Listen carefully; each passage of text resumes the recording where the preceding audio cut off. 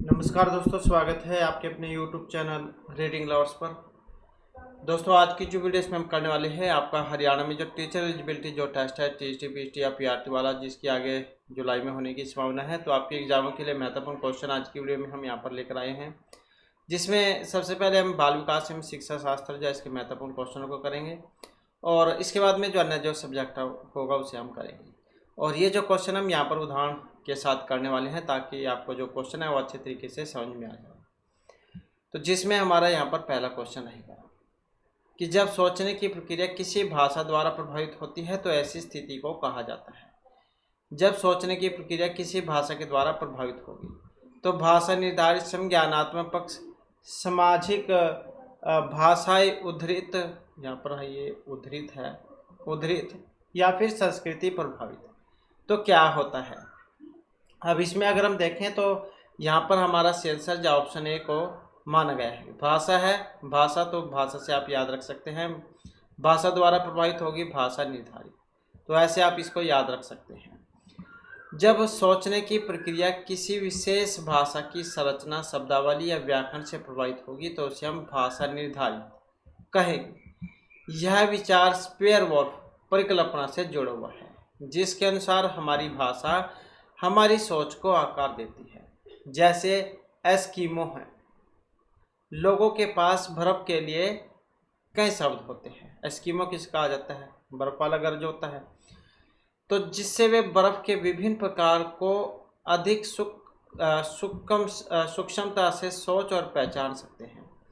जबकि हिंदी अंग्रेजी बोलने वाले लोग आमतौर पर बर्फ या स्नो एक सामान्य विचार रखते हैं, क्योंकि एस्किमो वहाँ पर तो घर है उसका बर्फ़ वाला, तो हमें तो अनेक प्रकार से सोच सकते हैं। और अगर हम एस्किमो सोचें तो हम ये सोचते हैं कि बर्फ़ जाओ उसको कह देते हैं। तो इस प्रकार से जो ऑप्शन ए को यहाँ पर माना गया था। अगला क्वेश्चन आ जाता है हमारा, पुरुष और महिला की भूमिकाओं का निर्धारण समाज करता है। अब ये कथन है यहाँ पर लैंगिक एवं अनुवांशिक प्रतिभा का। लैंगिकता एक अंतर्ज्ञानी अवतरण है, लैंगिकता एक सामाजिक अवतरण है, या लैंगिकता एक अंतर्निहित अवतरण है। तो पुरुष और महिला की भूमिकाओं का निर्धारण समाज करता है, तो ये कथन बताता है, किसको बताता है? सामाजिक अवतरण को, जो यहाँ पर ऑप्शन बी में दिया गया है। तो ये जो कथन इंगित करता है कि लिंग मतलब जेंडर एक सामाजिक निर्माण है, न कि केवल जैविक निर्धारण। समाज ही तय करता है कि पुरुष और महिला कैसे व्यवहार करें, कौन सी भूमिकाएं निभा रहे और कौन से गुण विकसित करें, और इसे समाजीकरण के माध्यम से सीखा जाता है, सोशलाइजेशन का देते हैं जैसे। तो भारत में पारंपरिक रूप से पुरुषों को कमाने वाला और महिलाओं को घर संभालने वाला माना जाता है, जो सामाजिक रूप से निर्धारित भूमिकाएं हैं। अगला क्वेश्चन आ जाता है, स्कूल बच्चों के समाजीकरण की एक ऐसी संस्था है जहां प्रमुख स्थान स्कूल की दिनचर्या का होगा, प्रमुख स्थान स्कूल की गतिविधियों को होगा, प्रमुख स्थान स्कूल के शिक्षकों को होगा, या प्रमुख स्थान स्कूली बच्चों का होगा। तो स्कूल बच्चों के समाजीकरण की ऐसी संस्था है जहाँ पर क्या होता है? प्रमुख स्थान स्कूली बच्चों का होता है। अब स्कूल समाजीकरण का एक महत्वपूर्ण माध्यम है, यद्यपि शिक्षक दिनचर्या और गतिविधियाँ महत्वपूर्ण है। स्कूल में बच्चों का समाजीकरण मुख्य रूप से अन्य स्कूली बच्चों मतलब पीयर ग्रुप के साथ बातचीत, अनुभव और सामूहिक गतिविधियों के माध्यम से होता है, और वे एक दूसरे से सामाजिक मानदंड, मूल्य और व्यवहार सीखते हैं। जैसे बच्चे अपने दोस्तों के साथ खेलते हुए सहयोग, प्रतिस्पर्धा और साझा करने जैसे कौशल सीखते हैं, जो कि समाजीकरण का हिस्सा है। अगला क्वेश्चन है, जब आप एक शिक्षक समूह से जुड़ जाते हैं और अपने समूह के अन्य लोगों की तरह पोशाक धारण करने लग जाते हैं, तो आप प्रदर्शन कर रहे होते हैं। समूह आज्ञाकारिता का, निर्देश अनुपालन का, समूह की अनुरूपता या समूह की पहचान का। जब आप एक शिक्षक समूह से जुड़ जाते हैं तो समूह के अन्य लोगों की तरह पोशाक आप धारण करते हैं, तो इसका संबंध आपने बताना है। तो यह है समूह की अनुरूपता से। अब अनुरूपता कन्फर्मिटी उस व्यवहार को संदर्भित करती है जहाँ व्यक्ति समूह के मानदंड या अपेक्षाओं के अनुसार अपने विचारों, विश्वास और व्यवहारों को समायोजित करता है।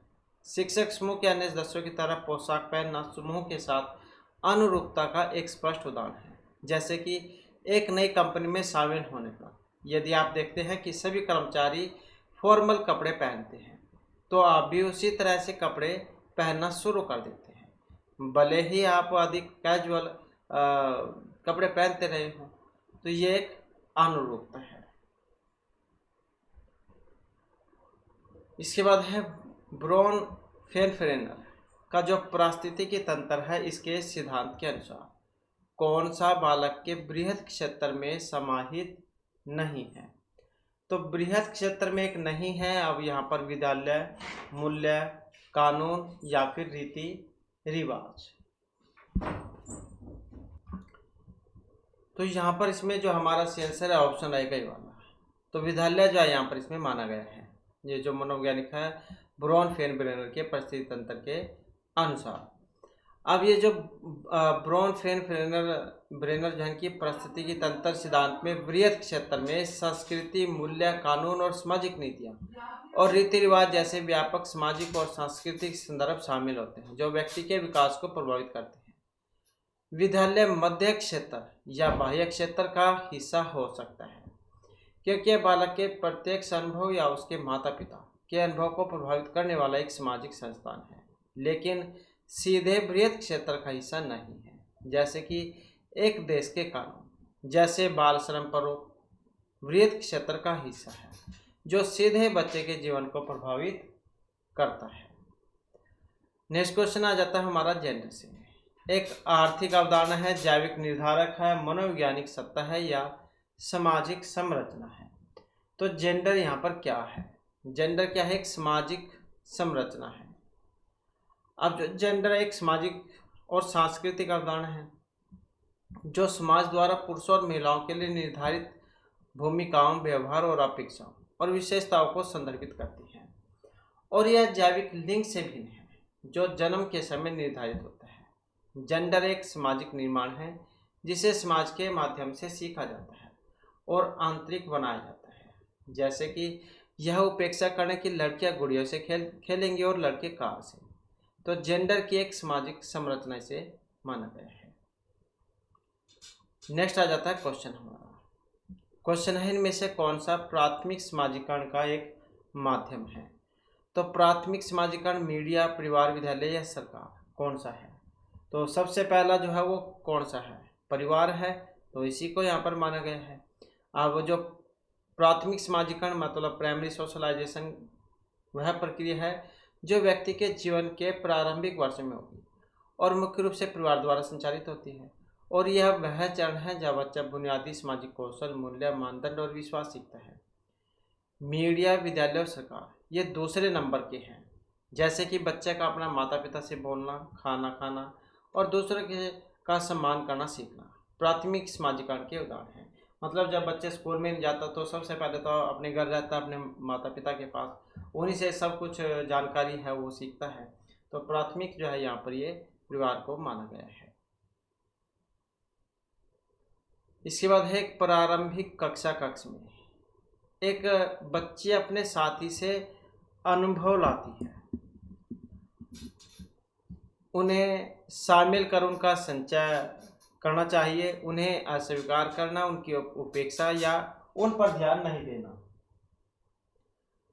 तो प्रारंभिक कक्ष में एक बच्ची अपने साथी जो अनुभव लाती है, क्या लाती है?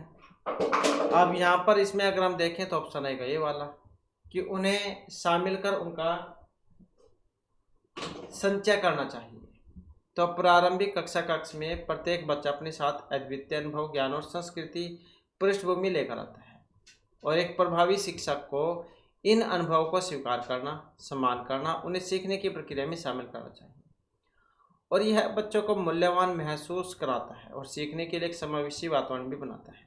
जैसे कि यदि कोई बच्चा अपने घर पर किसी विशेष त्यौहार का अनुभव बताता है तो शिक्षक को उस अनुभव को साझा करने के लिए प्रोत्साहित करना चाहिए और उसे कक्षा की गतिविधियों में भी शामिल करना चाहिए, जैसे कि त्यौहार के बारे में चित्र बनाना या फिर कहानी सुनाना। नेक्स्ट क्वेश्चन आ जाता है हमारा। एक बच्चा तर्क प्रस्तुत करता है कि हिंज को दवाई की चोरी नहीं करनी चाहिए। वह दवाई जो उसकी पत्नी की जान बचाने के लिए जरूरी है, क्योंकि यदि वह ऐसा करता है तो उसे पकड़ा जाएगा और जेल भेज दिया जाएगा। तो कोहलबर्ग के अनुसार वह बच्चा नैतिक समझ की किस अवस्था के अंतर्गत आएगा? अगर यह बच्चा तर्क प्रस्तुत करता है कि हिंज को दवाई की चोरी नहीं करनी चाहिए, वह दवाई जो उसकी पत्नी की जान बचाने के लिए जरूरी है, क्योंकि यदि वह ऐसा करेगा तो पकड़ा जाएगा, जेल में भेज दिया जाएगा। तो कोहलबर्ग के अनुसार वह बच्चा नैतिक समझ की कौन सी अवस्था के अंतर्गत है? सार्वभौमिक नैतिक सिद्धांत अभिविन्यास, यंत्रीय उद्देश्य, सामाजिक क्रम नियंत्रण या दंड एवं आज्ञा पालन अभिविन्यास। तो यहाँ पर संबंध उसका जो बताना है। अब इसमें अगर हम देखें तो यहाँ पर माना है दंड और आज्ञा पालन अभिविन्यास। अब जो लॉरेंस कोहलबर्ग है, इनका नैतिक विकास का सिद्धांत था इनका, ये भी आप याद रखिएगा क्योंकि ये भी एग्जाम में आता है। तो ये बच्चा नैतिक तर्क के पूर्व परंपरागत स्तर के अंतर्गत आएगा, विशेष रूप से दंड एवं आज्ञा पालन अभिविन्यास से। इस चरण में व्यक्ति सही या गलत का निर्धारण परिणाम पुरस्कार दंड के आधार पर करता है, न कि किसी नैतिक सिद्धांत के आधार पर। तो हिंज का ही मामला लगा लो, बच्चे का डर पकड़ा जाना और जेल जाना उसके नैतिक निर्णय का आधार है। जैसे कि एक छोटा बच्चा खिलौने नहीं चुराता क्योंकि उसे डर है उसकी मम्मी उसे मारेगी, पीटेगी, न कि इसलिए कि वह समझता है कि चोरी करना गलत है। नेक्स्ट आ जाता है खिलौने, पहनावे की वस्तुएं, घरेलू सामग्री, व्यवसाय में रंग को विशिष्ट लिंग के साथ संबंधित करना क्या प्रदर्शित करता है? तो इसे हम जेंडर प्रासंगिकता, विकसित जेंडर पहचान, जेंडर रूढ़िवादिता या जेंडर सिद्धांत क्या कहेंगे? तो इसमें अगर हम देखें तो यहाँ भी जो है क्वेश्चन यहाँ पर रूढ़िवादिता वाला क्वेश्चन है। खिलौने जैसे लड़कियां हैं, लड़कियों जैसे लड़के क्या पसंद करते हैं? गुड्डे गुड़िया, उन्हीं से खेलना पसंद करती है, गुड़िया हो गई। और लड़के क्या, वही कार ट्रैक्टर यही खरीदते हैं। तो लड़कों के लिए कार।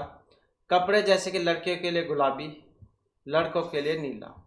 घरेलू कार्य हो गए जैसे खाना बनाना महिलाओं का काम है, और व्यवसाय जैसे कि इंजीनियर पुरुष, नर्स महिला, ये वाला व्यवसाय हो गया।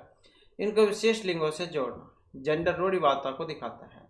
तो यह समाज के द्वारा लिंग के आधार पर व्यक्तियों से की जाने वाली अपेक्षाओं और धारणाओं का एक सरलीकृत और अक्सर गलत सामान्यीकरण है। जैसे कि यह मानना कि विज्ञान और गणित केवल लड़कों के लिए है, कला व साहित्य केवल लड़कियों के लिए है। ये जेंडर जो रूढ़िवादिता है इसका एक उदाहरण है। जैसे कि पहले बहुत सारे क्वेश्चन हमने किए हैं, लड़कियां घर का काम करेंगी और जो लड़के हैं वो बाहर जाएंगे कमा कर लेकर आएंगे, ये वाला। नेक्स्ट है नीचे लिखी हुई स्थिति किस सिद्धांत को दिखाती है? जो विद्यार्थी अच्छा प्रदर्शन नहीं कर पाते हैं वे महसूस करते हैं कि पर्याप्त रूप से अच्छे नहीं हैं और हत उत्साहित महसूस करते हैं, तब उसमें बिना प्रयास के कार्य को आसानी से छोड़ देने की संभावना है। आनुवांशिकता एवं पर्यावरण से इनका संबंध नहीं है। संज्ञान और संवेग संबंधित नहीं है, संज्ञान और संवेग संबंधित नहीं है, संज्ञान एवं संवेग संबंधित है यहाँ पर, और आनुवांशिकता एवं पर्यावरण अलग नहीं है।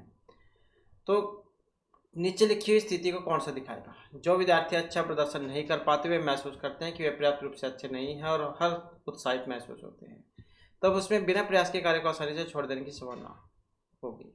तो कौन सा ये संज्ञान और संवेग से संबंधित है, इसी को माना गया है।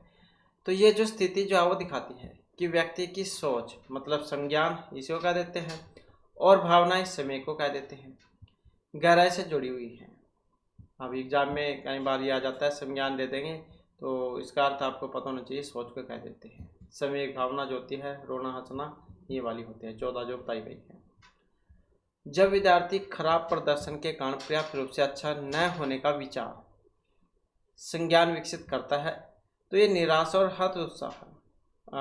और हताशा संवेग की ओर ले जाता है, जिससे वे प्रयास छोड़ देते हैं। इसी से लगा लो बहुत सारे बच्चे ऐसे भी हैं जो एस्टेट का एग्ज़ाम लगा लो, ये नहीं पता 10 साल या इससे भी ज़्यादा इतने साल देते हुए हो गए हैं और उनसे एस्टेट का एग्ज़ाम क्लियर नहीं हुआ, तो उनके मन में ये कई बार ये भावना आ जाती है कि एस्टेट पास तो होना जाना नहीं है, क्या फ़ायदा देने का जब पास ही नहीं होता। तो ऐसी भी भावना आ जाती है, तो ये हताशा की ओर ले जाती है। तो यह संज्ञानात्मक भावनात्मक परस्पर क्रिया का एक स्पष्ट उदाहरण है। उदाहरण के लिए यदि कोई छात्र यह सोचता है कि संज्ञान कि वह गणित में खराब है, तो उसे गणित की कक्षा से डर संवेग लगने लगता है और वह प्रयास करना बंद कर देता है।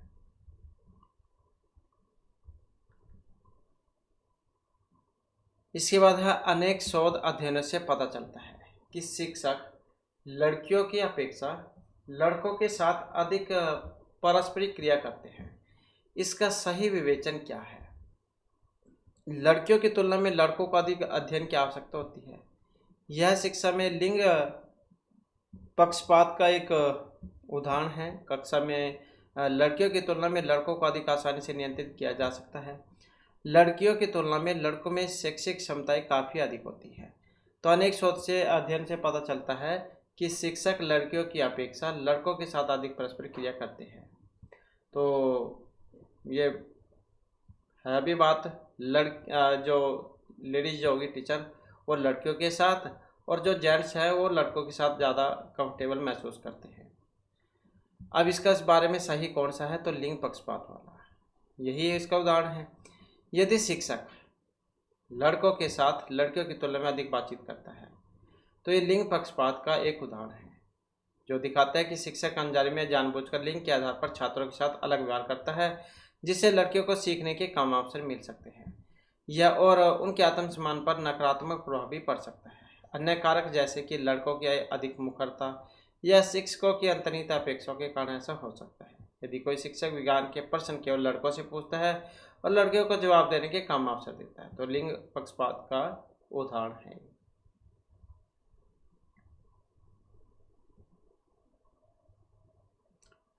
इसके बाद आ जाते हैं इनमें से कौन सा एक संरचनात्मक परिवेश के साथ अनुकूल नहीं हो सकता है? तो संरचनात्मक परिवेश के साथ अनुकूल नहीं हो सकता है। अब इसमें देखें तो वो कौन से वाला है? विद्यार्थी सहयोगात्मक तरीके से कार्य करते हैं तथा आपस में कार्य केंद्रित वार्ता में लगे रहने के लिए सहयोग देते हैं। शिक्षक प्रमुख प्रकरणों के संबंध में विद्यार्थियों के विचारों में अनुभव को प्राप्त करते हैं तथा उनके वर्तमान ज्ञान की पुनः रचना या विस्तृत कार्य के लिए शिक्षण अधिगम का योजना बनाते हैं। अध्यापक विशिष्ट पदानुक्रम मूल्यांकन रणनीतियों को लागू करते हैं तथा प्रक्रिया की बजाय प्रदर्शन पर प्रतिक्रिया देते हैं। विद्यार्थियों को जटिल सार्थक एवं समस्या आधारित गतिविधियों में लगे रहने के लिए लगातार अवसर प्रदान किए जाते हैं। तो कौन से वाला इसमें सही नहीं है? संरचनात्मक परिवेश के साथ अनुकूल नहीं हो सकता है। अब कौन से वाला? ये वाला। अध्यापक विशिष्ट पदानुक्रम मूल्यांकन रणनीतियों को लागू करते हैं और प्रक्रिया की बजाय प्रदर्शन पर प्रतिक्रिया देते हैं।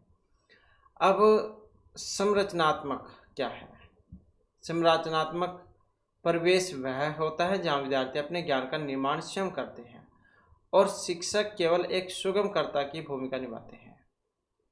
तो इसलिए विकल्प जो है यहाँ पर ए, बी और टी सभी संरचनात्मक दृष्टिकोण के अनुकूल है, क्योंकि वे सहयोग, छात्र के अनुभव का सम्मान और समस्या आधारित सीखने पर जोर देते हैं। और अगर हम यहाँ पर सी वाले की बात करें तो अध्यापक विशिष्ट पद अनुक्रम मूल्यांकन रणनीतियों को लागू करते हैं तथा प्रक्रिया की बजाय प्रदर्शन पर प्रक्रिया देते हैं।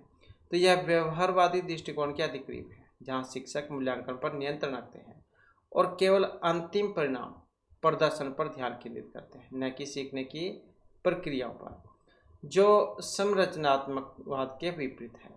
संरचनात्मकवाद में मूल्यांकन सीखने की प्रक्रिया का एक अभिन्न अंग होता है और वह विद्यार्थियों की समझ के निर्माण पर केंद्रित होगा।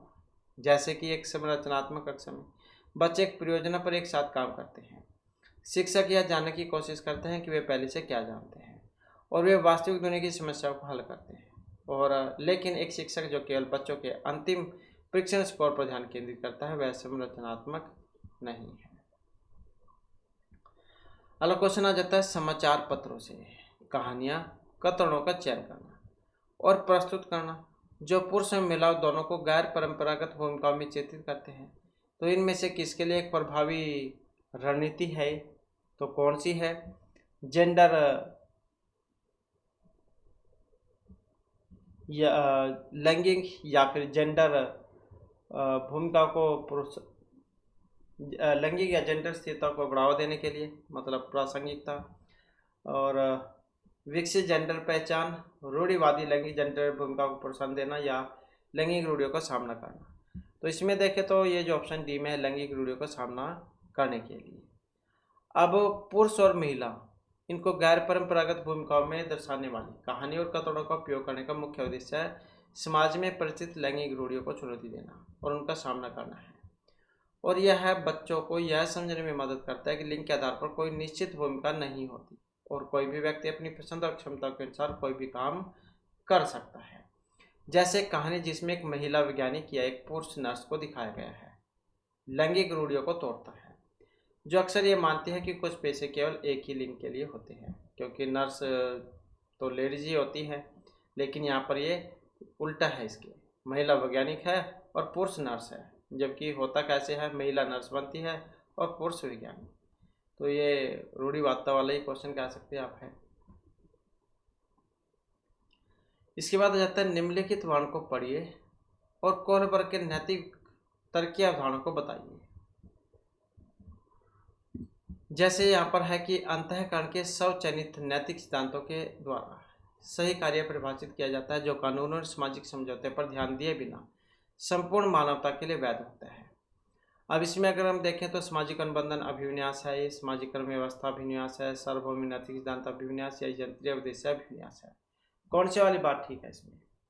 अब इसमें अगर हम देखते हैं तो सार्वभौम नैतिक सिद्धांत अभिविन्यास, मतलब जो सी है, तो इसी को सही माना गया है। अंतःकरण के वे स्वचयनित नैतिक सिद्धांतों के द्वारा सही कार्य परिभाषित किया जाता है, जो कानून और सामाजिक समझौते पर ध्यान दिए बिना संपूर्ण मानवता के लिए वैध होता है।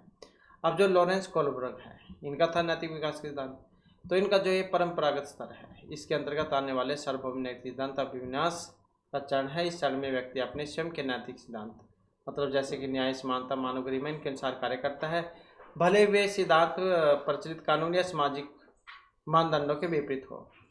ये सिद्धांत संपूर्ण मानवता के लिए सार्वभौमिक रूप से वैध माने जाते हैं। उदाहरण के लिए महात्मा गांधी के द्वारा अहिंसक प्रतिरोध का पालन करना, भले वे ब्रिटिश कानूनों के खिलाफ थे, सार्वभौमिक नैतिक सिद्धांत अभिविन्यास का एक उदाहरण है। उन्होंने न्याय और मानव गरिमा के उस सिद्धांत का पालन किया है।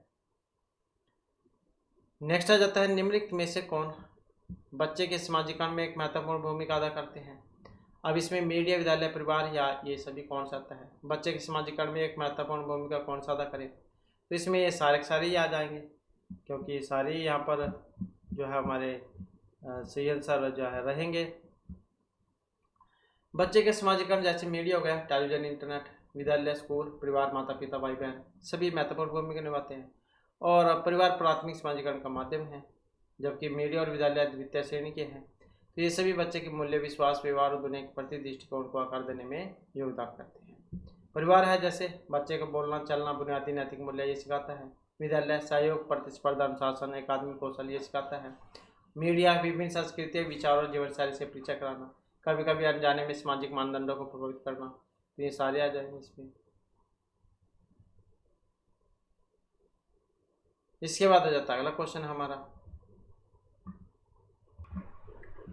तो क्वेश्चन है, कक्षा में परिचर्चा के दौरान एक शिक्षक प्राय लड़कियों की तुलना में लड़कों पर अधिक ध्यान देता है। तो ये जो है यहाँ पर इनमें से किसका उदाहरण है? जेंडर पक्षपात का, जेंडर पहचान का, संबद्धता का या फिर समरूपता का? तो अगर लड़कियों की तुलना में लड़कों पर अधिक ध्यान देगा तो ये पक्षपात को दिखाएगा, तो यही हो जाएगा इसमें। जब एक शिक्षक लड़कियों की तुलना में लड़कों पर अधिक ध्यान देता है तो जेंडर पक्षपात का मामला है। इसका मतलब है कि शिक्षक अनजाने या जानबूझकर लिंग के आधार पर छात्रों के साथ अलग व्यवहार कर रहा है और लड़कियों के साथ अलग, तो उनके आत्मसम्मान को प्रभावित कर सकता है। यदि कोई शिक्षक गणित के सवालों को जवाब देने के लिए केवल लड़कों को चुनेगा जबकि लड़कियां हाथ उठा रही हों तो यह जेंडर पक्षपात है। नेक्स्ट है, बच्चों में जेंडर रूढ़िवादिता, जेंडर भूमिका अनुरूपता को कम करने के लिए कौन सी पद्धति प्रभावशाली है? जेंडर पक्षपात के बारे में परिचर्चा, जेंडर विशिष्ट भूमिकाओं को महत्व देना, जेंडर पृथक खेल समूह बनाना या जेंडर पृथक बैठने की व्यवस्था करना। तो बच्चों में जेंडर रूढ़िवादिता और जेंडर भूमिका अनुरूपता को कम करने के लिए कौन सी पद्धति यहाँ पर प्रभावशाली है? तो कौन सी है? परिचर्चा ही करना, जो यहाँ पर ऑप्शन ए में दिया गया है। तो बच्चों में जेंडर रूढ़िवादिता और जेंडर भूमिका अनुरूपता यानी कि लिंग के आधार पर तय की गई भूमिकाओं का पालन करना, उसको कम करने के लिए जेंडर पक्षपात के बारे में खुली परिचर्चा सबसे प्रभावी पद्धति है। और यह बच्चों को जेंडर संबंधी पूर्वाग्रह को पहचानने, उन पर सवाल उठाने और उनसे ऊपर उठकर सोचने में मदद करती है। और जो अन्य विकल्प यहाँ पर तीनों दिए गए हैं रूढ़िवादिता को बढ़ावा दे सकते हैं या उसे कम करने में अप्रभावी हो सकते हैं। जैसे कि कक्षा में ऐसी कहानियों पर चर्चा करना जहाँ पुरुष और महिला दोनों गैर पारंपरिक भूमिकाएं निभा रहे हों, जैसे कि एक महिला इंजीनियर और एक पुरुष नर्स है, या विभिन्न कैरियर विकल्पों पर चर्चा करना जहाँ लिंग की कोई बाधा न हो। इसके बाद क्वेश्चन हमारा, इनमें से जो द्वितीय समाजीकरण एजेंसी कौन सा है? पहले वाले में तो हमने परिवार को पढ़ ही लिया था, अब दूसरे वाला आप यहाँ पर समझ ही सकते हैं क्योंकि इससे संबंधित क्वेश्चन हमने जहाँ पहले ये कर लिया था, तो यहाँ पर आप समझ ही गए होंगे। विद्यालय मीडिया या दूसरे नंबर का यहाँ पर आ जाएगा। अब जो द्वितीय समाजीकरण है वह प्रक्रिया जहाँ प्राथमिक समाजीकरण मुख्य रूप से परिवार में होता है के बाद शुरू होती है, और यह व्यक्ति के समाजीकरण के व्यापक नियम और अपेक्षाओं को सीखने में मदद करती है। परिवार प्राथमिक समाजीकरण का हिस्सा है, इसका माध्यम है। और विद्यालय और मीडिया द्वितीय समाजीकरण की प्रमुख एजेंसियां हैं। विद्यालय में बच्चे समूह में रहना, नियमों का पालन करना और एकाडमिक कौशल सीखते हैं। मीडिया उन्हें दुनिया के बारे में जानकारी देती है और विभिन्न दृष्टिकोणों से परिचित कराती है। बच्चे का स्कूल में दोस्तों के साथ समूह कार्य करना या टेलीविजन पर विभिन्न प्रकार के लोगों और संस्कृतियों को देखना उनका दूसरा समाजीकरण माना गया है। नेक्स्ट क्वेश्चन है हमारा, समाज में विभिन्न लोगों के लिए उपयुक्त मानी जाने वाली प्रारूपिक विशेषताओं के बारे में जन सामान्य की अवधारणा को क्या कहेंगे? जेंडर विभेदीकरण, जेंडर भूमिकाएं, जेंडर पहचान, जेंडर रूढ़िवादिता। तो समाज में विभिन्न लोगों के लिए उपयुक्त माने जाने वाली प्रारूपिक विशेषताओं के बारे में जन सामान्य की अवधारणा। अब इसमें अगर हम देखें तो यहाँ पर ऑप्शन डी रहेगा हमारा। तो क्या कहा जाएगा उसे? जेंडर रूढ़िवादिता। अब समाज में अनेक लोगों के लिए मतलब विभिन्न लिंगों के लिए उपयुक्त माने जाने वाली प्रारूपिक विशेषताओं के बारे में जन सामान्य की अवधारणा को जेंडर रूढ़िवादिता कहा जाएगा। अब ये अक्सर अति सरलीकृत और कठोर धारणाएं होती हैं कि पुरुष और महिला कैसे व्यवहार करें और कैसे दिखे या फिर क्या करें। जैसे कि यह धारणा कि लड़के रोते नहीं हैं, लड़कियों को विज्ञान से ज़्यादा कला पसंद होती है, जेंडर रूढ़िवादिता के उदाहरण है। इसके बाद है वह प्रक्रिया जिसके द्वारा बच्चे आदर्शों, कौशलों, मूल्यों, अभिप्रेरणा को विकसित करते हैं और जो उन्हें समाज का जिम्मेदार क्रियाशील सदस्य बनाती है, तो उसे कहा जाता है। अब उसे क्या कहा जाएगा? समाजीकरण, समावेशन, मुख्य धारा से जोड़ना या फिर विभेदीकरण। तो जिसके द्वारा बच्चा आदर्श, कौशल, मूल्य, अभिप्रेरणा को विकसित करता है और उन्हें समाज का जिम्मेदार और क्रियाशील सदस्य बनाता है, तो क्या कहा जाएगा उसे? समाजीकरण उसे कहा जाएगा। अब वह प्रक्रिया जिसके द्वारा व्यक्ति समाज के मानदंडों, मूल्य, विश्वास, व्यवहार, कौशल और अभिप्रेरणा उसको सीखता है और समाज का एक जिम्मेदार तथा क्रियाशील सदस्य बनता है, उसे समाजीकरण कहेंगे। यह एक आजीवन चलने वाली प्रक्रिया है जो बचपन से शुरू होती है और व्यक्ति के समाज के साथ एकीकृत करती है। जैसे कि एक बच्चे को अपने माता पिता से विनम्रता सीखना, स्कूल में नियम और कानून का पालन करना और एक नागरिक के रूप में अपने अधिकारों और कर्तव्यों को समझना, तो ये सभी समाजीकरण की प्रक्रिया के भाग हैं। नेक्स्ट क्वेश्चन है हमारा, आपकी कक्षा के एक विद्यार्थी को विभिन्न स्रोतों से बार बार यह बताया गया कि उसके सामाजिक वर्ग के लोग शैक्षिक क्षेत्र में निम्न स्तरीय प्रदर्शन करते हैं, तो उस रूढ़िवादिता परिणामिक रूढ़िवादी अंश के प्रभाव को कम करने के लिए शिक्षक को क्या पहल करनी चाहिए? तो आपकी कक्षा के एक विद्यार्थी को विभिन्न स्रोतों से बार बार बताया गया कि उसके सामाजिक वर्ग के लोग शैक्षिक क्षेत्र में निम्न स्तरीय प्रदर्शन करते हैं। इस रूढ़िवादिता एवं परिणामिक रूढ़िवादी आशंका के प्रभाव को कम करने के लिए शिक्षक को क्या पहल करनी चाहिए? तो इस प्रकार के सरोकारों को अनदेखा करना चाहिए। तो इस प्रकार के सरोकारों को अनदेखा करना चाहिए। विभिन्न सामाजिक वर्गों के विद्यार्थियों के बीच प्रतियोगिता आयोजित करनी चाहिए। विद्यार्थियों से पढ़ाई छोड़कर किसी अन्य क्षेत्र में शामिल होने के लिए सलाह दी जानी चाहिए।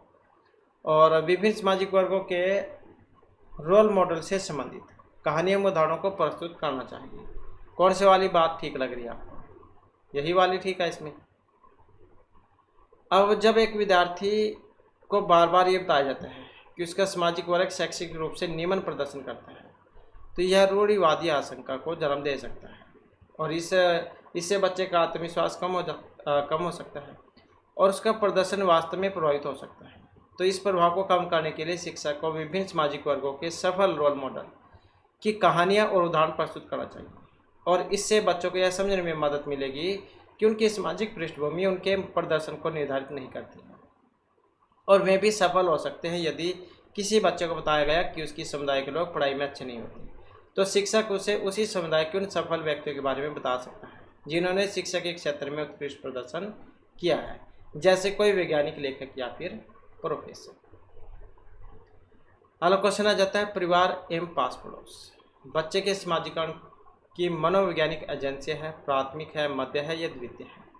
परिवार और पास पड़ोस कौन सी एजेंसी है यहाँ पर? ये तो पहले नंबर की है परिवार, वैसे नहीं पता लगता है तो परिवार से, जैसे कि हमने क्वेश्चन पढ़ा था पहले आया था ये, तो प्राथमिक एजेंसी परिवार है, तो यही हो जाएगा फिर इसमें।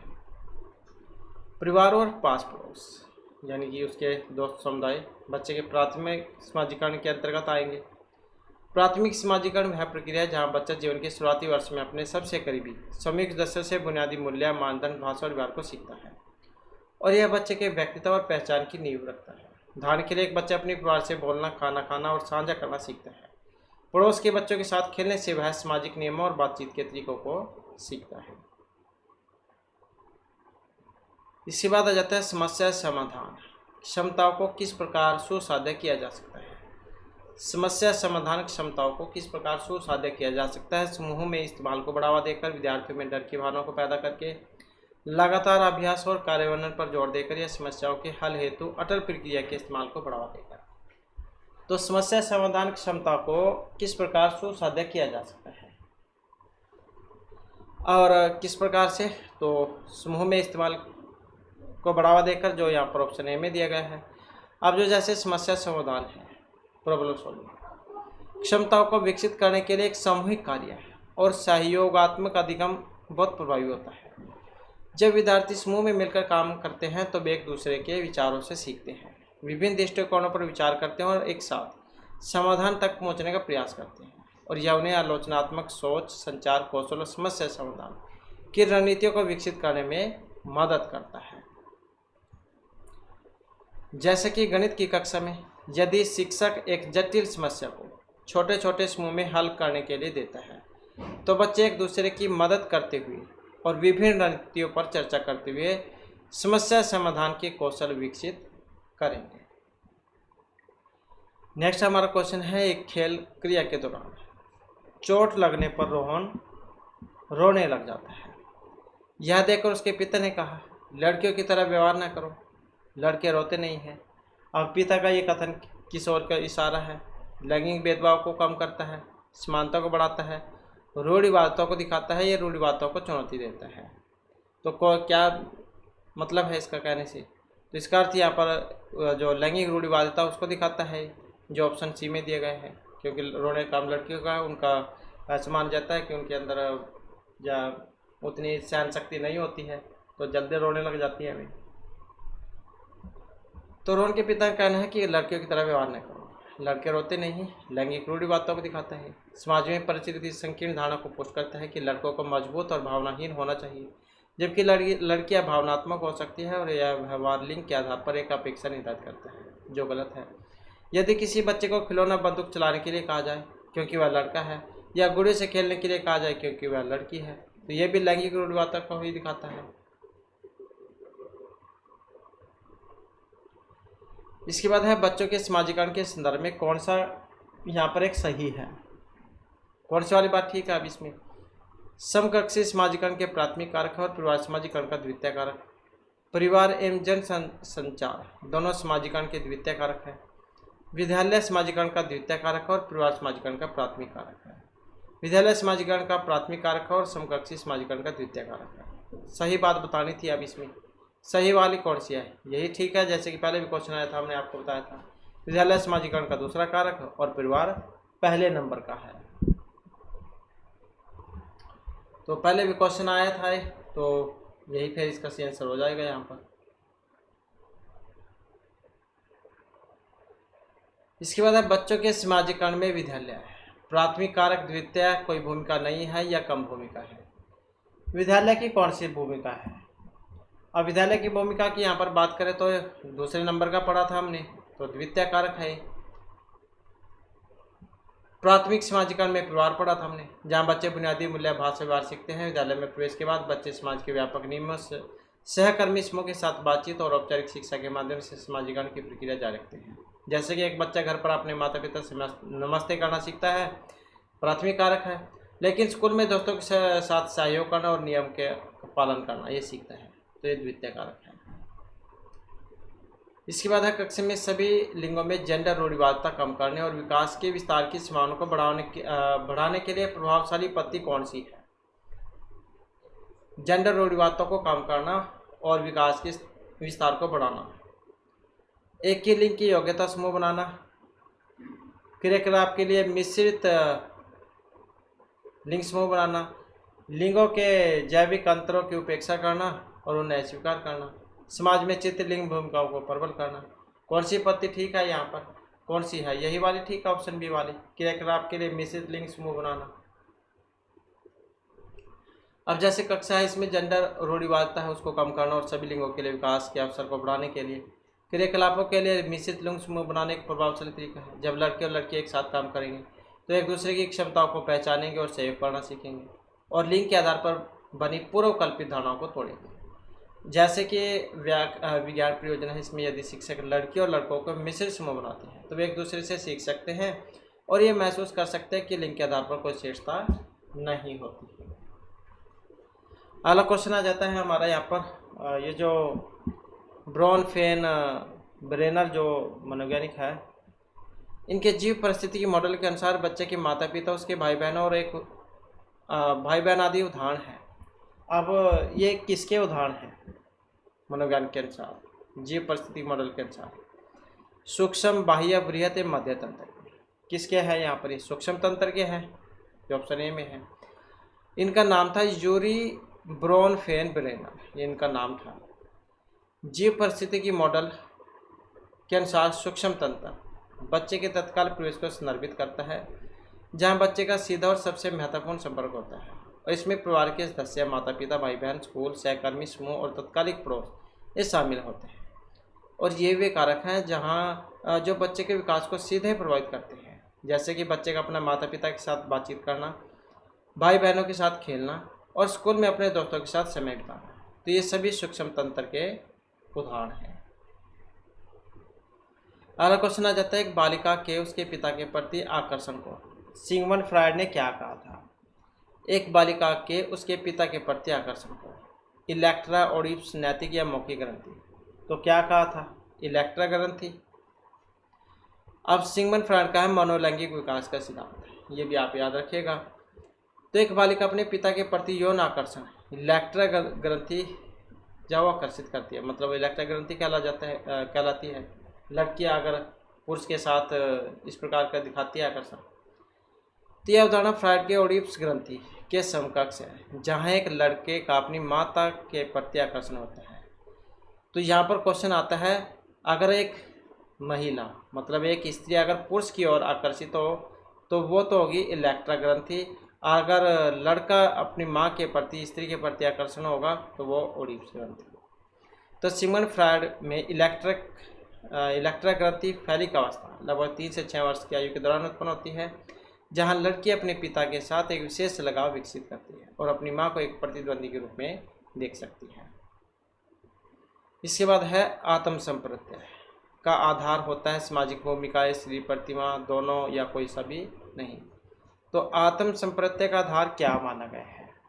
अब इसमें अगर हम देखते हैं तो सी को माना गया है, मतलब दोनों ही आ जाएंगे यहाँ पर, ए और बी, सामाजिक और शरीर प्रतिमा। अब आत्म संप्रत्यय क्या है? इसको क्या देते हैं? Self concept.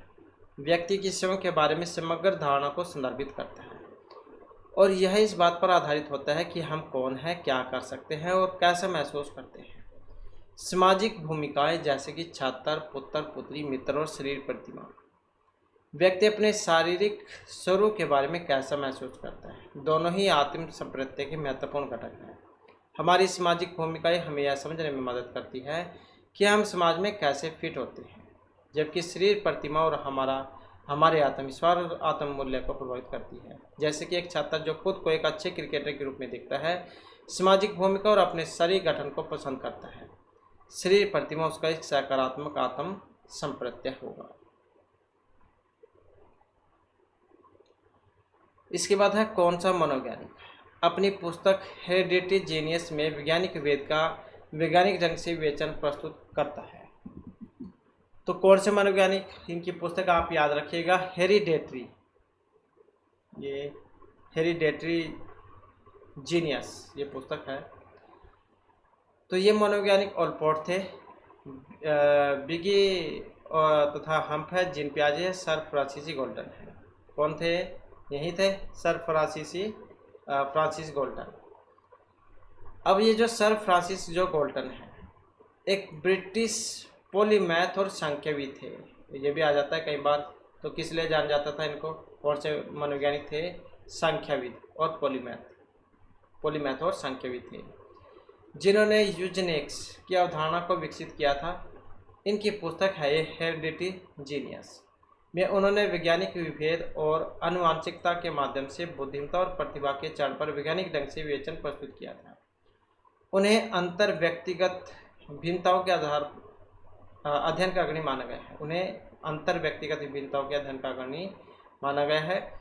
जैसे कि उदाहरण आप देख सकते हैं यहाँ पर, गाल्टन ने कुलीन परिवार के सदस्यों के बीच प्रतिभा के पैटर्न का अध्ययन करके यह निष्कर्ष निकालने की कोशिश की थी कि बुद्धिमत्ता और प्रतिभा अनुवांशिकता के रूप में विरासत में मिलती है।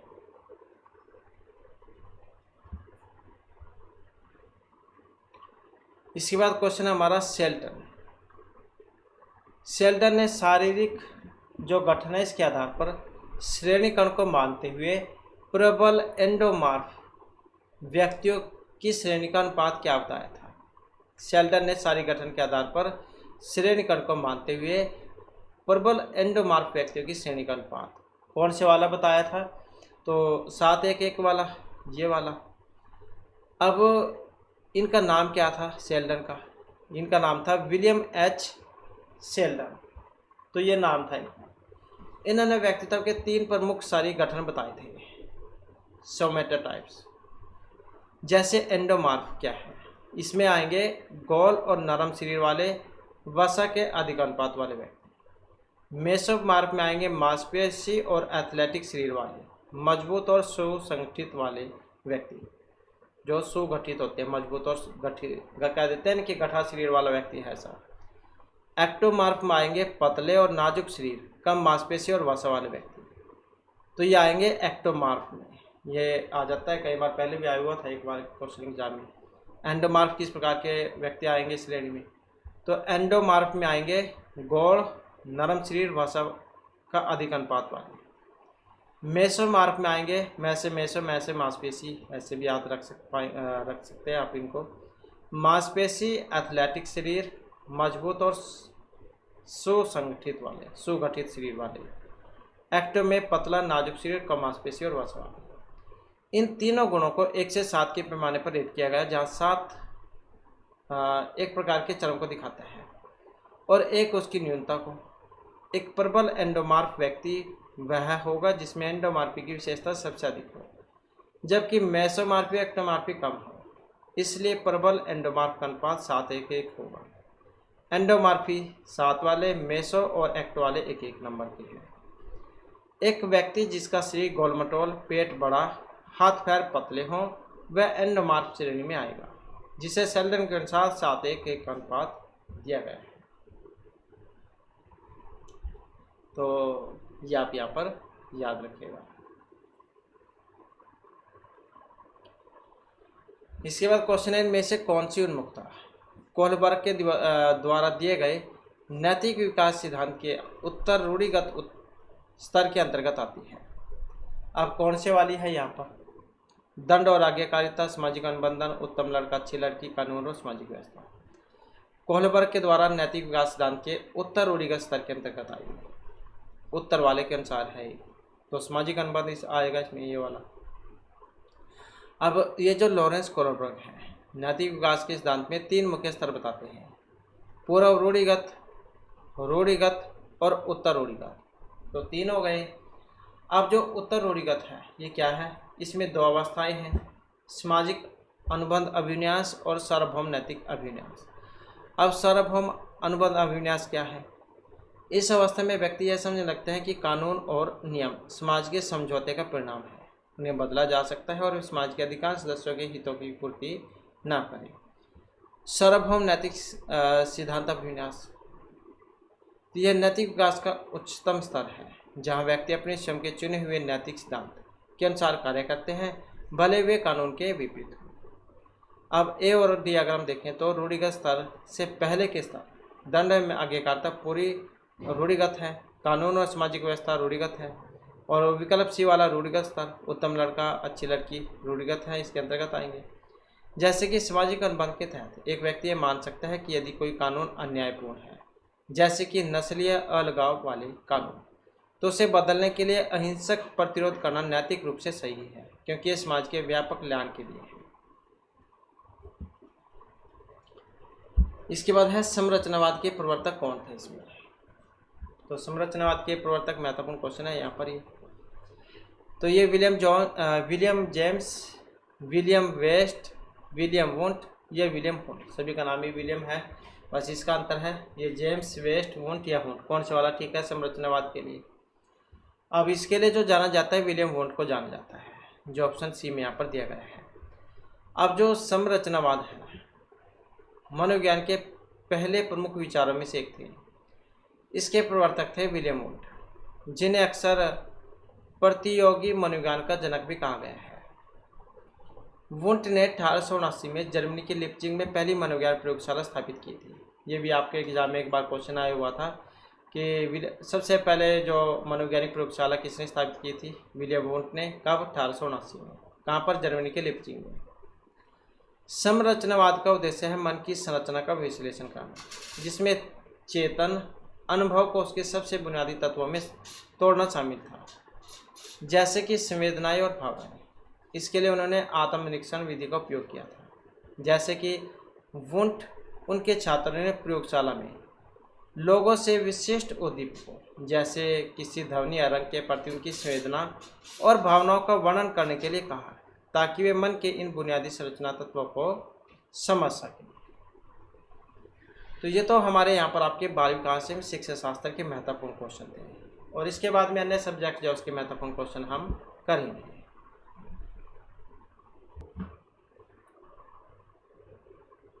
तो इसके बाद हमारे यहाँ पर हिंदी ग्रामर के क्वेश्चन हैं, तो जिसमें हमारा यहाँ पर क्वेश्चन है कि आप भला तो जग भला वाक्य में रेखांकित शब्द में कौन सा यहाँ पर सर्वनाम है? अब पुरुषवाचक सर्वनाम है, निज है, पुरुष है, या संबंधवाचक सर्वनाम है? तो कौन सा है यहाँ पर आप में? तो इसमें देखें तो क्या है, आप मतलब खुद की स्वयं की बात हुई है इसमें, तो निजवाचक हो जाएगा ये। जब आप शब्द का प्रयोग किसी अन्य व्यक्ति को संबोधित करने की बजाय स्वयं कर्ता के लिए किया जाता है तो वह निजवाचक सर्वनाम होगा। इस मुहावरे में आपका अर्थ स्वयं या खुद से है, वह आप ही चला गया। तो यहाँ आपका अर्थ स्वयं से है, इसलिए एक निजवाचक हो गया। जैसे कि मैं आप ही यह काम कर लूँगा, आपका मतलब स्वयं से है। तो यहाँ पर जो क्वेश्चन है आप भला तो जग भला, आपका अर्थ यहाँ पर व्यक्ति स्वयं भले से लिया गया है, न कि किसी दूसरे व्यक्ति श्रोता को संबोधित करने से। यदि यह मध्यम पुरुष वाचक सर्वनाम होता तो इसका प्रयोग किसी को संबोधित करने के लिए होता है, जैसे आप कहाँ जा रहे हैं, लेकिन यह स्वयं के भले होने की बात कर रहा है।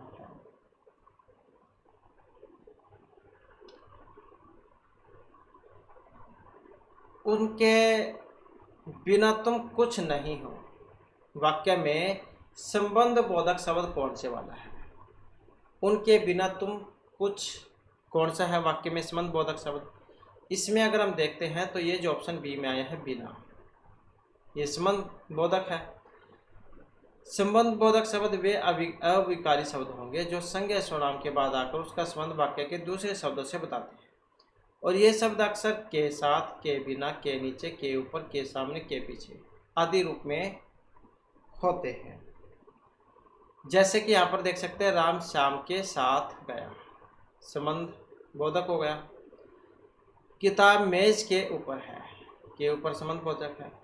तो इस क्वेश्चन में बिना शब्द उसके सर्वनाम के बाद आकर तुम सर्वनाम से संबंध स्थापित कर रहा है कि उनके न होने पर तुम कुछ नहीं हो। इसके बाद है जो सर्वनाम शब्द वक्ता, श्रोता अथवा किसी अन्य व्यक्ति के लिए प्रयोग किया जाता है तो उसे हम कहेंगे संबंध पुरुष अनिश्चय निज।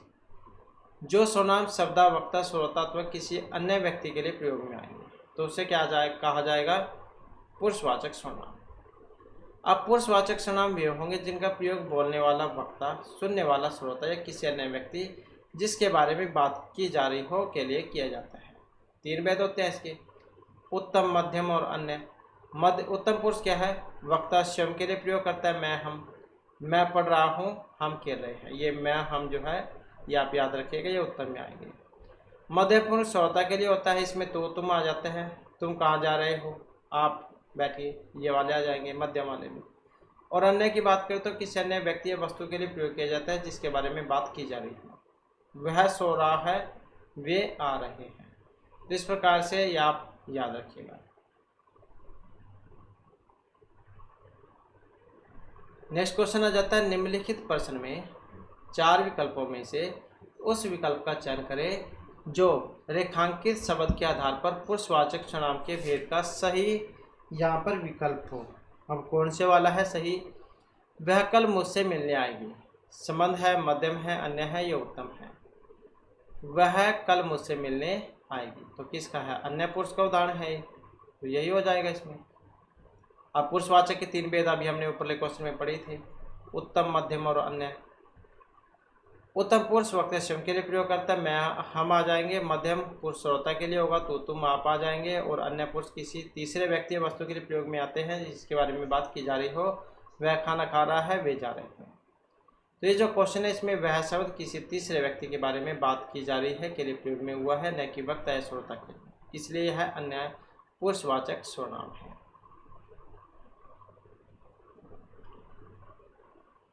इसके बाद क्वेश्चन है, जिसको हमने बुलाया था वह आया है। यह वाक्य सर्वनाम के किस भेद को दिखला रहा है? जिसको हमने बुलाया था वही आया। अब ये निश्चय है, संबंध है, उत्तम या निज है, क्या है?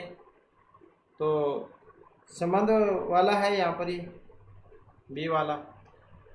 जो सर्वनाम शब्द वाक्य में आए दूसरे सर्वनाम शब्दों से संबंध बताते हैं, जिसको हमने बुलाया वही आया। तो जो सर्वनाम शब्द वाक्य में दूसरे सर्वनाम शब्दों से संबंध बताते हैं उन्हें कहा जाता है संबंधवाचक। जैसे कि इस वाक्य में जिसको और वह के बीच संबंध है, जिसको बताता है कि वह कौन है, तो इसी से पता लगा हमें। जो करेगा सो बनेगा, जो सो गया, जैसी करनी वैसी बढ़नी, तो क्या कौन सा हो गया है? संबंधवाचक सर्वनाम। इसके बाद इनमें प्रश्नवाचक सर्वनाम कौन सा है? जो, सो, कोई या कौन। प्रश्नवाचक तो कौन से वाला है? यही है, कौन।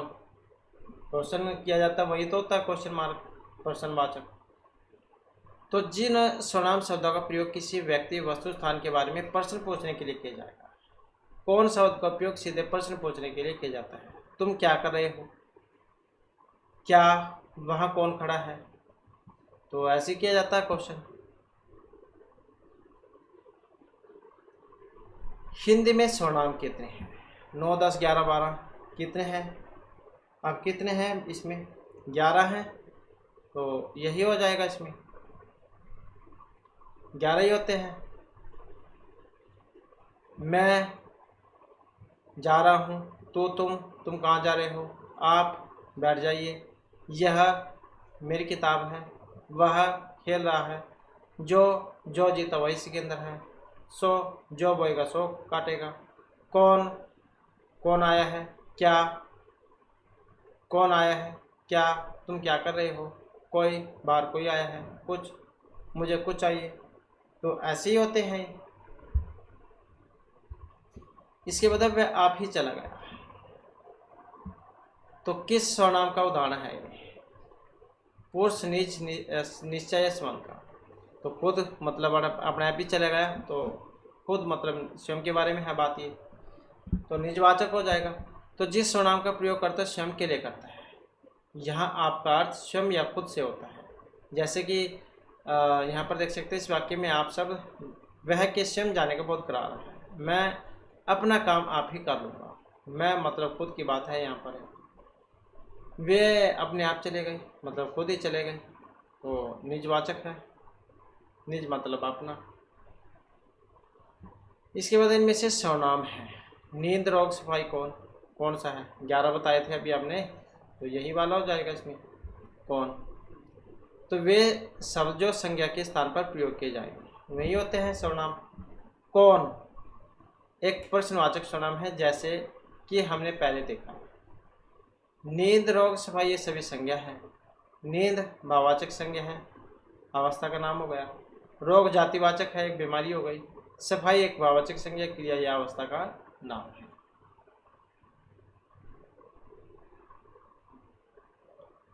आपकी सब राह देख रहे हैं, तो कौन सा सर्वनाम है यहाँ पर? ये प्रश्न, संबंध, निश्चय या निजवाचक।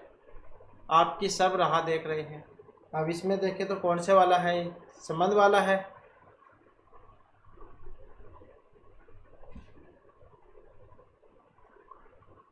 यही है।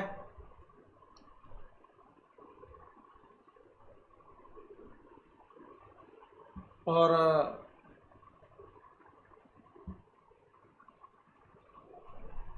ये निजवाचक में भी आ सकता है, आप मतलब खुद स्वयं। तो संबंधवाचक सर्वनाम देख लेते हैं, क्योंकि भ्रमित करने वाला ये क्वेश्चन कह सकते हैं आप यहाँ पर, खुद की बात है, क्योंकि आप शब्द निजवाचक और पुरुषवाचक मध्यान्ह पुरुष दोनों में आता है, लेकिन इस वाक्य में आपकी यानी कि आपकी का प्रयोग आपसे संबंध दिखाने के लिए किया गया है। जैसे वह आपकी पुस्तक है, तो वह आपके लिए उपहार है। यहाँ आप किसी व्यक्ति विशेष से संबंधित हैं और उसका संबंध अन्य लोग जो राह देख रहे हैं से स्थापित हो रहा है, इसलिए आप एक संबंधवाचक सर्वनाम का उदाहरण है। तो इसी कारण से यहाँ पर संबंधवाचक इसका दिया गया था। जो मेहनत करेगा वह सफल होगा, जो वह संबंध हो गया। तो इस प्रश्न के संदर्भ में आपकी सब राह देख रहे हैं, आपकी सब राह देख रहे हैं, तो आपकी किसी व्यक्ति या समूह के संबंध को दिखाता है। अगर वाक्य होता आप स्वयं आए, तब होता निजवाचक।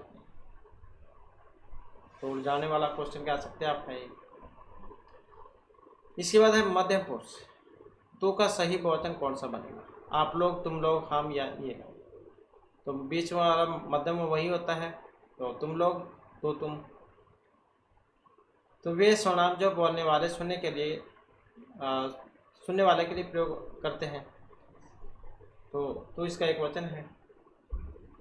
तो का आदरार्थक बहुवचन आप होता है, तो वैसे कह देते हैं, थोड़ा सा अजीब सी होता है। आदर सूचक तो आप होता है इसका, तो का। लेकिन सामान्य बहुवचन में तुम होता है। जब अधिक लोगों को संबोधित करना हो तो तुम लोग का प्रयोग किया जाता है। एक वचन तुम कहाँ जा रहे हो, बहुवचन तुम लोग कहाँ जा रहे हो, तुम सब जाओ, तुम लोग पढ़ाई करो, ऐसे है। तुमको मुझे पढ़ाना है, अशुद्ध बताना था, तुमको मुझे पढ़ाना है, यही वाला है तुमको। तो हिंदी व्याकरण में तुमको की जगह तुम्हें का प्रयोग अधिक शुद्ध और प्रचलित माना गया। तुमको की जगह क्या होना चाहिए था? तुम्हें यहाँ पर होना चाहिए।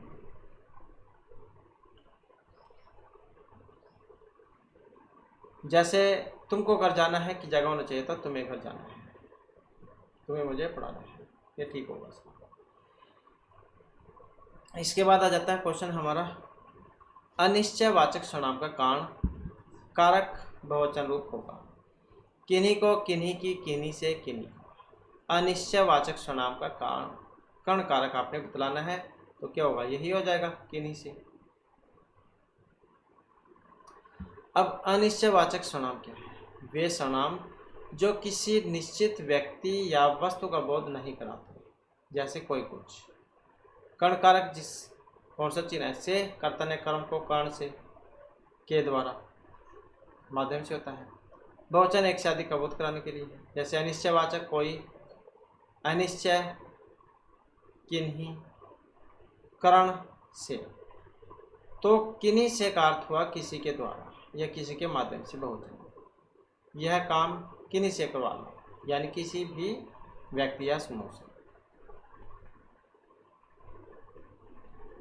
कौन सा सर्वनाम का भेद नहीं है? पुरुष, गुण, निज या प्रश्न, ये वाला, तो ये नहीं है। कितने भेद होते हैं सर्वनाम के? पहले आपका स्टेट के एग्जाम में आए हुए बताएं। सर्वनाम के कौन से हैं? 6 भेद होते हैं। कौन कौन से हैं? जैसे पुरुषवाचक सर्वनाम मैं, तुम, वह। निश्चयवाचक सर्वनाम यह, वह। अनिश्चयवाचक कोई, कुछ। प्रश्नवाचक कौन, क्या। संबंधवाचक जो, सो। निजवाचक आप, स्वयं। तो ऐसे हैं 6 भेद। गुणवाचक जो है ये एक विशेषण का भेद है, सर्वनाम का नहीं है।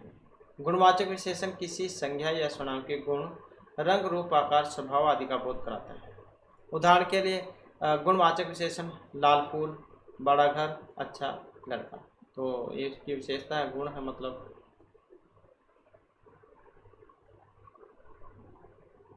इसके बाद आ जाता है यह मकान मेरे भाई का है। तो यहाँ पर रेखांकित पद जो है वो आपने बताना है। इसमें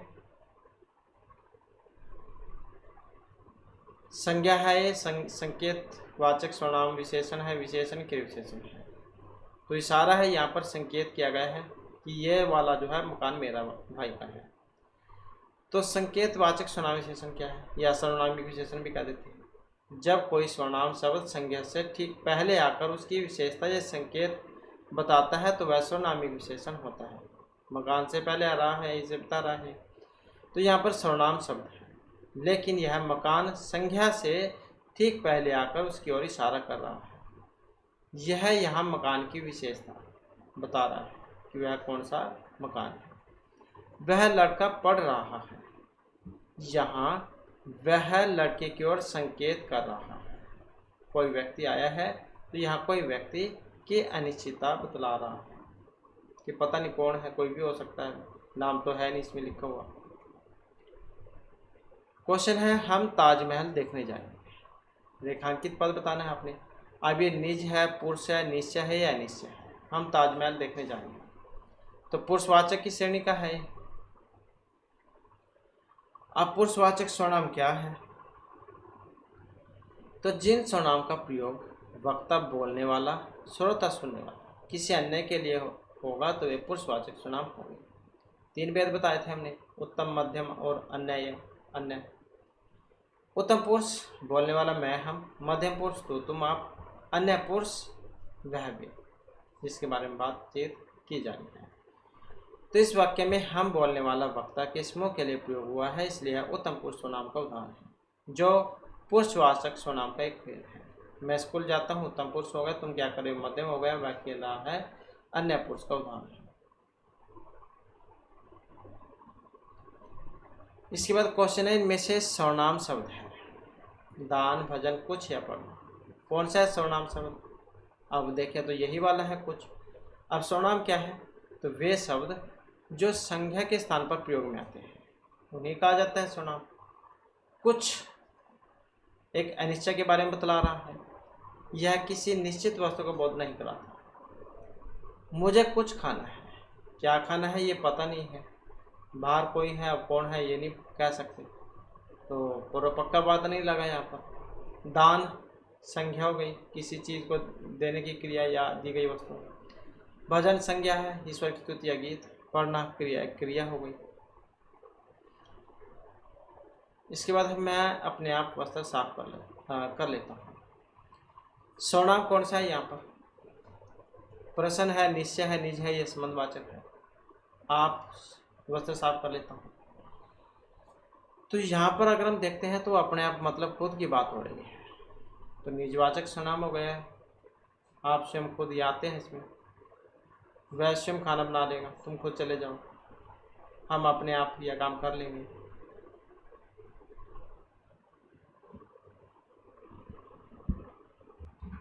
और इसके बाद में फिर हमारे इंग्लिश ग्रामर वाले क्वेश्चन आ जाते हैं। तो यहाँ पर सही जो फॉर्म है वो आपकी फॉर्म वो आपने बतानी है, इनमें से कौन सी वाली आएगी। जैसे यहाँ पर पहले आया है हमारा question, every one of us A terrier.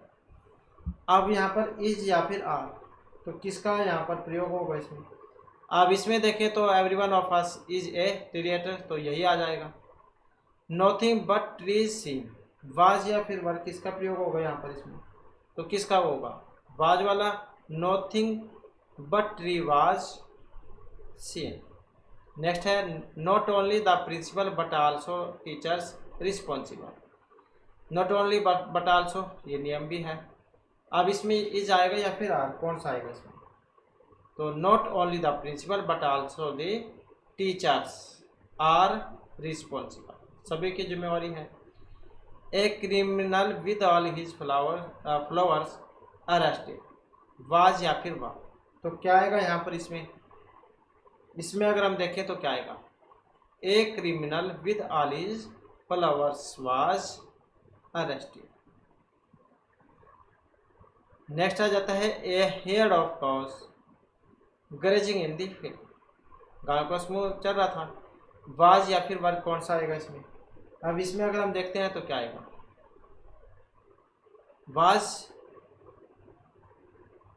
A head of cows was grazing in the field. More than one pen available थे, वाज या फिर वर्ग, तो किसका प्रयोग होगा यहाँ पर, more than one pen was available there, तो किसका होगा, वाज का प्रयोग। More girls than one present in the class, has या फिर हैव, तो किसका प्रयोग होगा, more girls than one present in the class, तो यहाँ पर कौन सा आएगा, तो हैव जो है वो आ जाएगा यहाँ पर इसमें। इसके बाद है नेक्स्ट हमारा every boy and every girl a pen, was या फिर वर, तो किसका प्रयोग होगा यहाँ पर, तो यहाँ पर अगर हम देखें तो कौन सा आ सकता है, हैज़,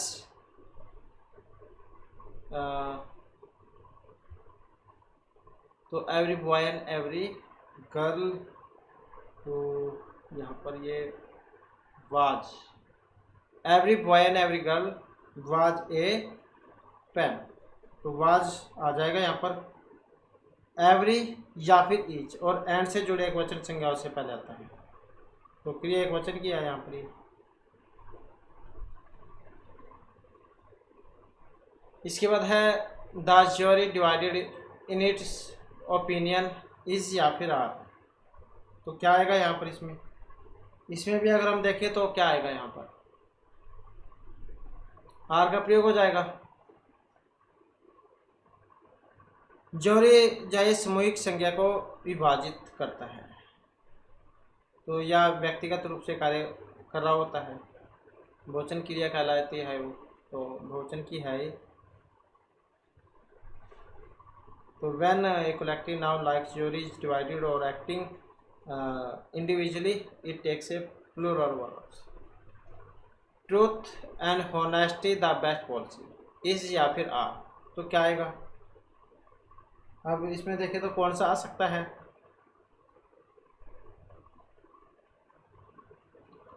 तो इसमें देखें तो इज या जाएगा, truth and honesty is the best policy, ये वाक्य भी है, मुहावरा कह देते हैं, या honesty is the best policy, ये लाइन, तो यही हो जाएगा इसमें, क्योंकि ट्रूथ एंड होनेस्टी को यहाँ एक एकलवर्ग विचारी अवधारणा माना गया है। 6 times 2 12 इज आर, तो 6 times 2 इज या फिर आर, तो क्या होगा यहाँ पर, इज, इसका प्रयोग हो जाएगा। तो ये हो जाएगा इसमें 6 टाइम्स 2 इज 12, 6 दूनी 12 होते हैं। Milk and Honey costly things has या फिर हैव, तो किसका प्रयोग होगा यहाँ पर इसमें? अब कौन सा आ सकता है यहाँ पर इसमें अगर हम देखें तो हैव, मिल्क एंड हनी अलग अलग वस्तुएं हैं, इसलिए क्रिया बहुवचन में की लगेगी यहाँ पर। तो बहुवचन में क्या है? हैव लग जाएगा, milk and honey are distinct items, therefore the verb is plural. The poet and the philosopher said so is या फिर आर, तो किसका प्रयोग होगा यहाँ पर इसमें? अब इसमें अगर हम देखते हैं तो किसको हो जाएगा?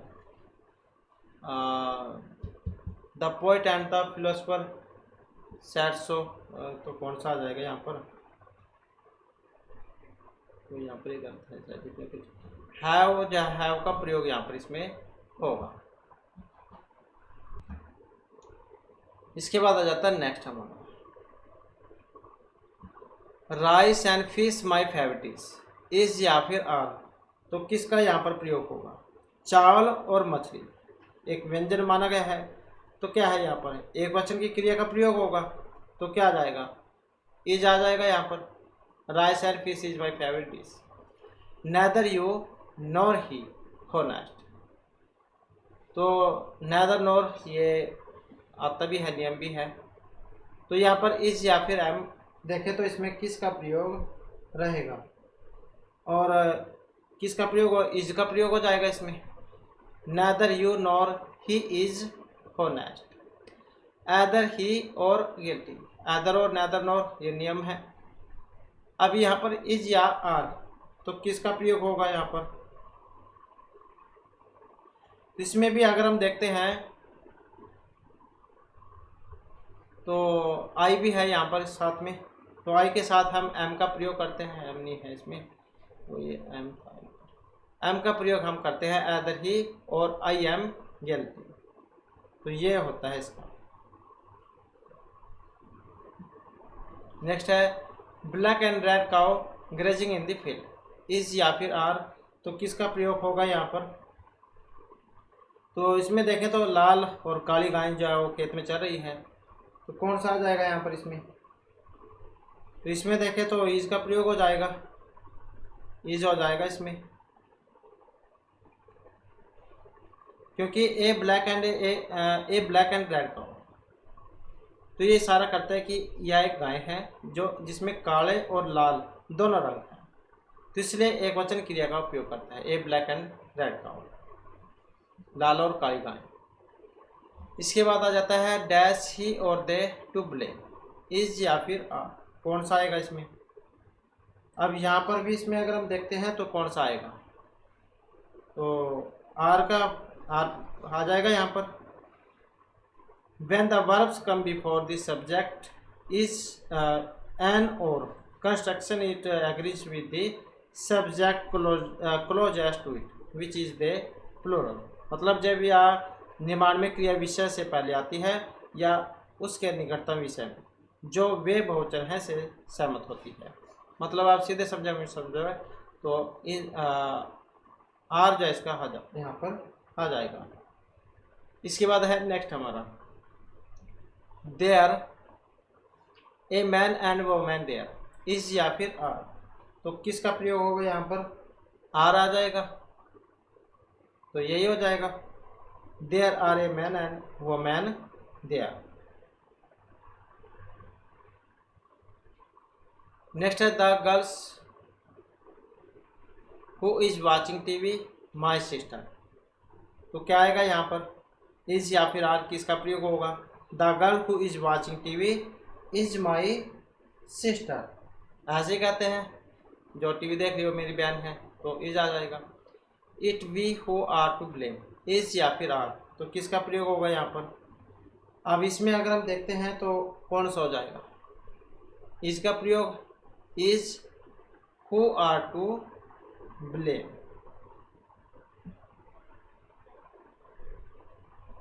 तो इट जो है इसका प्रयोग सिर्फ यहाँ पर एक जो डमी करता है उसके रूप में हुआ है, तो क्रिया हमेशा एक वचन में होती है भले ही उसके बाद आने वाला पूरक कुछ भी हो, तो इज का प्रयोग हो जाएगा। I wish I A rich man, was या फिर वर, किसका प्रयोग यहाँ पर होगा? तो इसमें अगर हम देखते हैं तो कौन सा आएगा?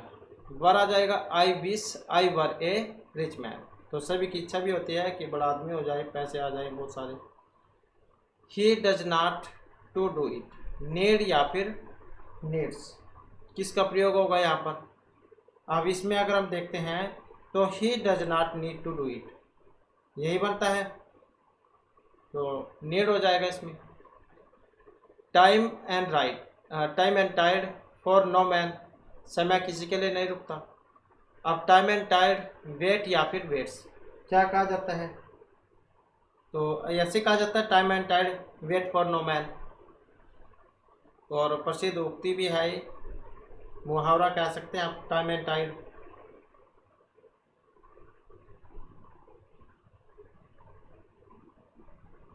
इसके बाद है अगला question, she not do this, need या फिर नीड्स।